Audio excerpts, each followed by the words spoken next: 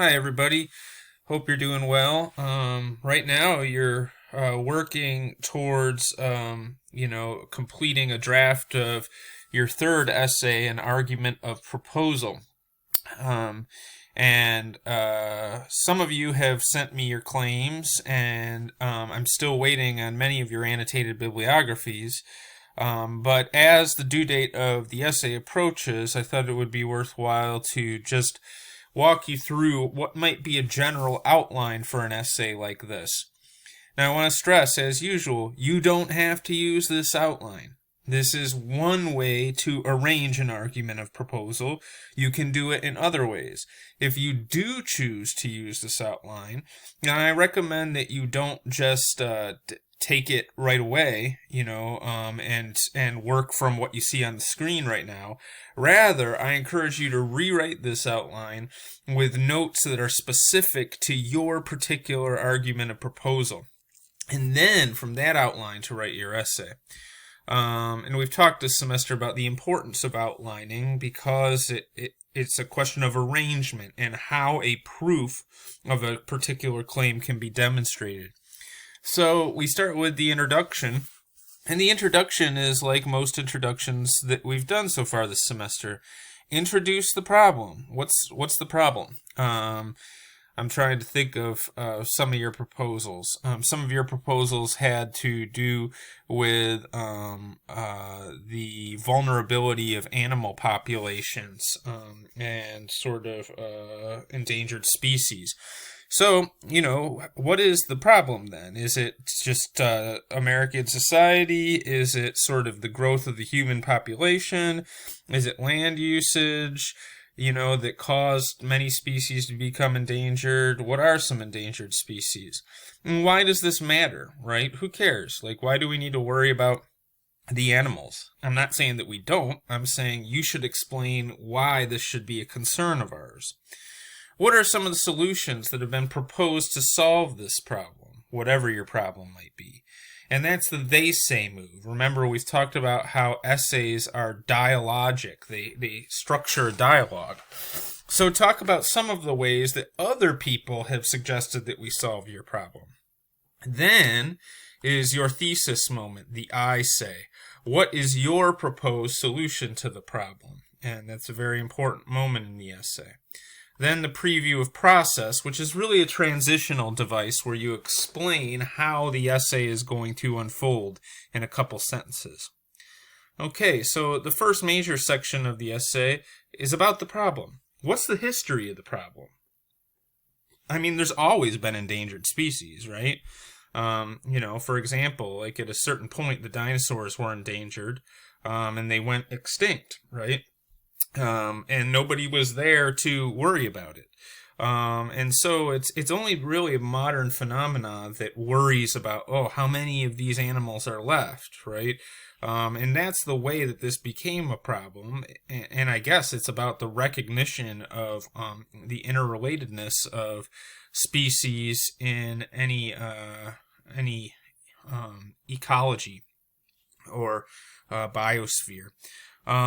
So how did it become a problem? Who does this problem affect? Now, for example, if you were writing about endangered species, don't make it about, the polar bears, right? Because certain groups just don't care about the polar bears, right? The people who are really worked up about the polar bears, you've already got them in the bag. Don't worry about them. You want to talk about how does endangered animal populations negatively affect human groups? And so perhaps some of these things, for example, maybe some species start coming closer to human habitats and become less afraid of humans as they search for food, or other ways that these phenomena can affect humans, because that'll win over some additional people. So you want to think about how many different groups does this thing affect, and not only show the groups that it affects, but explain how the problem produces these negative outcomes for each of those groups.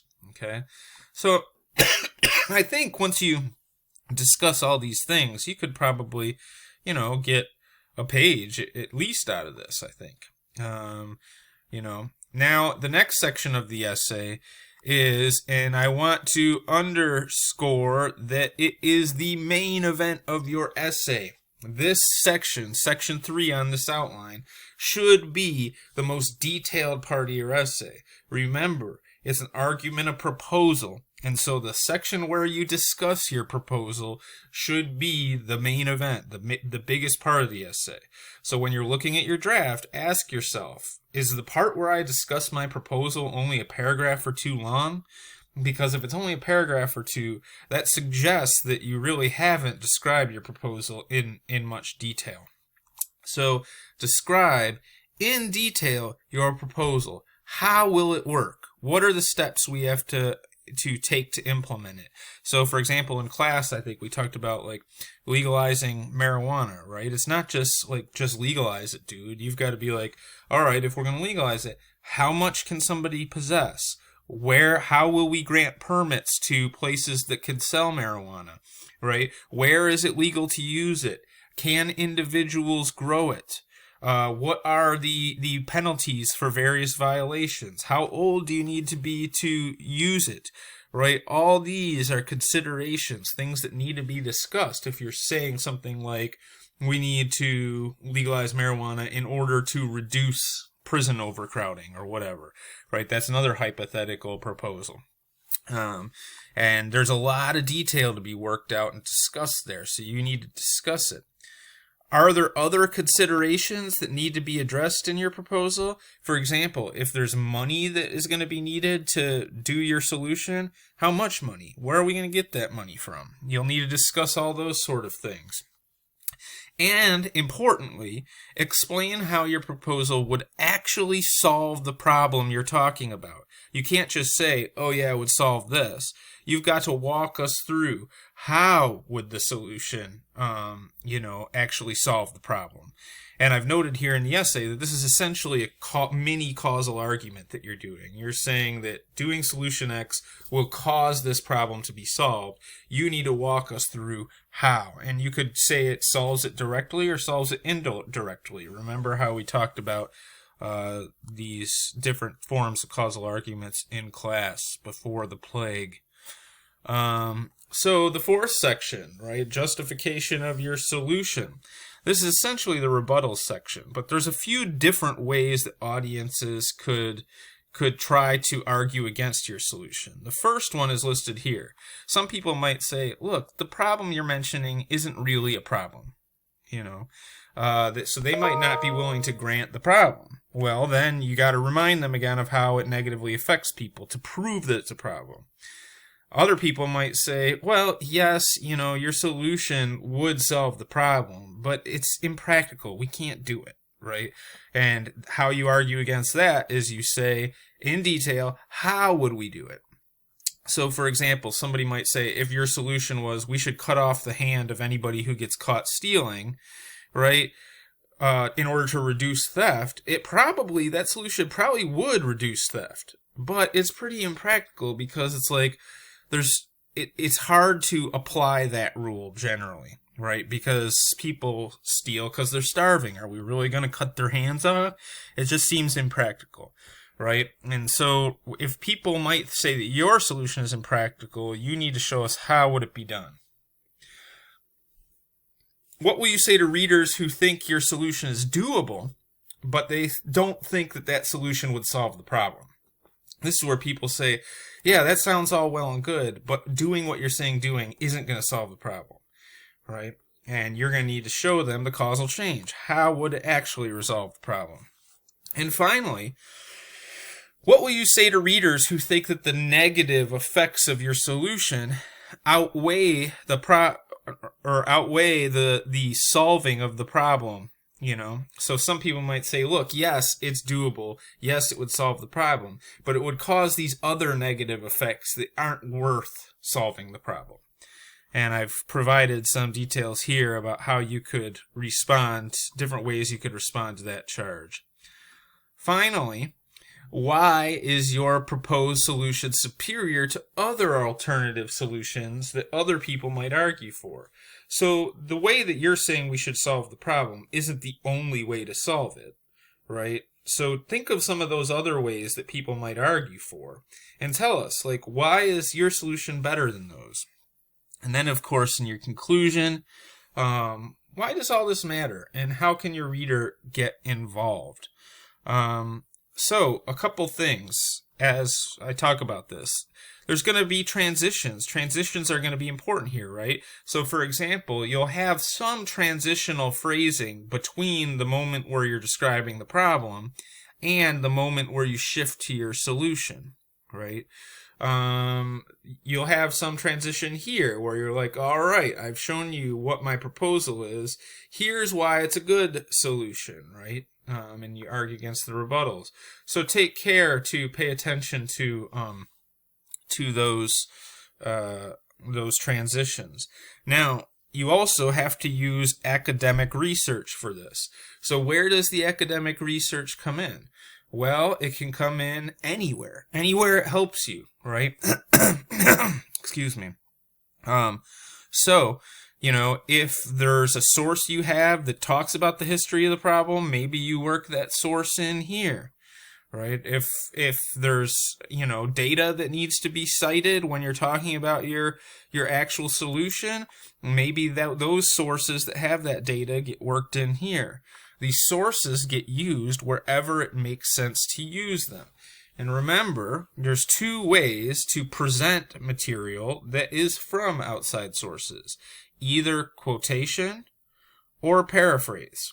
The paraphrasing needs an in-text citation just like a quotation would. So you always need to say what source you're working from. Something else to think about. Never begin a sentence with a quote. So the first thing in your sentence should never be quotation marks. Ever. Right? And instead, you need to introduce a source and then give the quotation. So if you're giving quotation, you should say something like, in Berlin's book called Liberty, he argues that, and then quote, then put the quotation in, end quote, and then the citation, you know, Berlin, and then page number in parentheses, okay? So obviously, like, about how to cite quotation and paraphrase, I talk about in some of the other videos that have been posted for the course. So if you're still unclear on that, either rewatch those videos or email me your specific questions. Remember, this essay has to be 6 pages, 6 full pages at least, and that doesn't include your works cited page. And so, actually, I think it's 5 full pages. It's 5 full pages, not including your works cited page. So you know, like, this outline will help you to get there, right? I would think the introduction, we're looking at maybe half a page. Here, we're looking at, you know, a page to a page and a half. So maybe we're up to like 2 pages after this. Here, we're probably looking at, you know, 2 pages, right? So we're up to 4-ish here, right? Here, we're probably looking at another page. Here, we're probably looking at a half a page. So, you know, like, easy to see how you could get 5.5 pages at least out of this. Okay. Remember, the works cited page is very important, right? That's the last page that gives the full bibliographic listing for all of your sources. It doesn't have your annotations, right? It just has the bibliographic entry, not the little paragraphs you wrote when you did your annotated bibliography. Let me know if you have questions for me. Email me. I hope you're well. Have a good afternoon.